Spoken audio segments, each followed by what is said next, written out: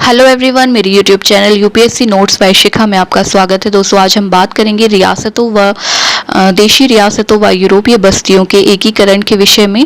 15 अगस्त 1947 तक अधिकतर सभी रियासतें भारतीय संघ में शामिल हो गई थीं। कुछ रियासतें जैसे जूनागढ़, हैदराबाद और जम्मू कश्मीर ने अपनी स्वाधीनता को बनाए रखने का प्रयास किया।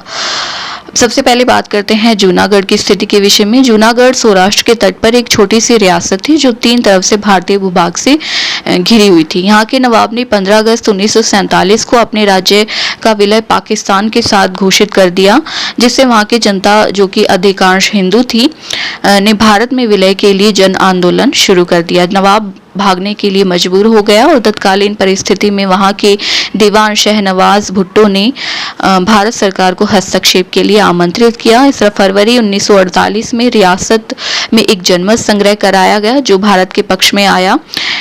इस प्रकार जूनागढ़ रियासत का भारत में विलय हो गया। अब बात करते हैं हैदराबाद रियासत के विषय में। यह भारत की सबसे बड़ी रियासत थी। हैदराबाद के निजाम ने नवंबर 1947 में भारत सरकार के साथ यथास्थिति संधि पर हस्ताक्षर किए। यानी वो ना भारत में शामिल होना चाहता था और ना पाकिस्तान में। उसने यथास्थिति बनाए रखने का प्रस्ताव रखा। तो सरकार को ये उम्मीद थी कि निजाम अपनी रियासत में एक प्रतिनिधिमूलक सरकार का मार्ग प्रस्तुत करेगा, जिससे बाद में विलय आसान हो जाएगा।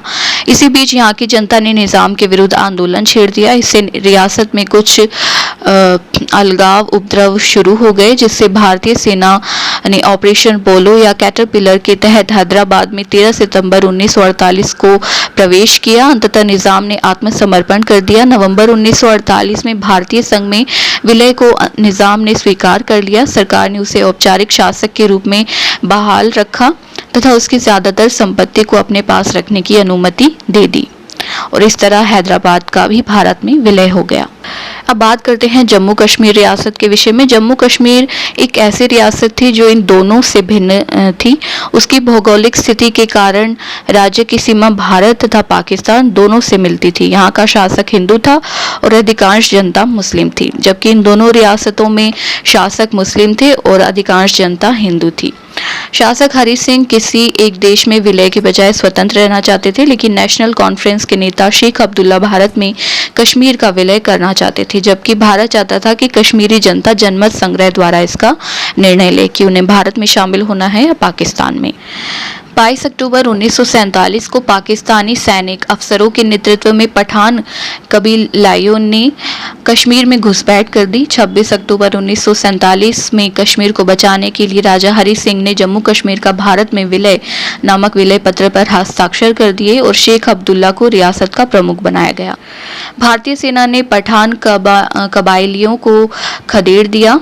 हालांकि राज्य के कुछ हिस्सों पर उनका नियंत्रण बना रहा। भारत तथा पाकिस्तान के बीच व्यापक युद्ध के खतरे को देखते हुए भारत सरकार ने 30 दिसंबर 1947 को माउंटबेटन की सलाह पर कश्मीर समस्या को संयुक्त राष्ट्र की सुरक्षा परिषद में भेजने को तैयार हो गई, जिससे पाकिस्तान द्वारा अतिक्रमण किए गए क्षेत्रों को खाली कराने का आग्रह किया गया था।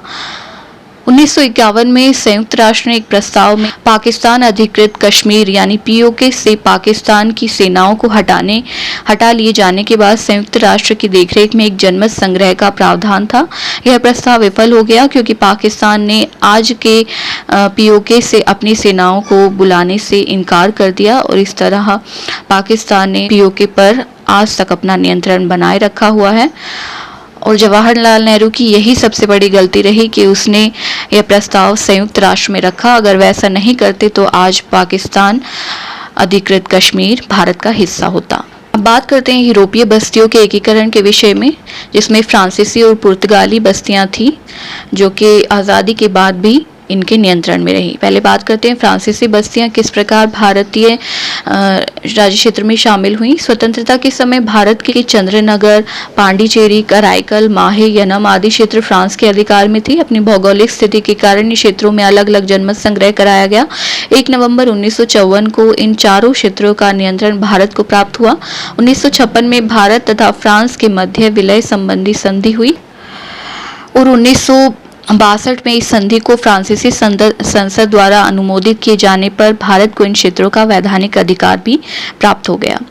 अब बात करते हैं पुर्तगाली बस्तियों के विषय में। पुर्तगाल के पास दमन और दीव, दादरा और नागर हवेली तथा गोवा के क्षेत्र थे।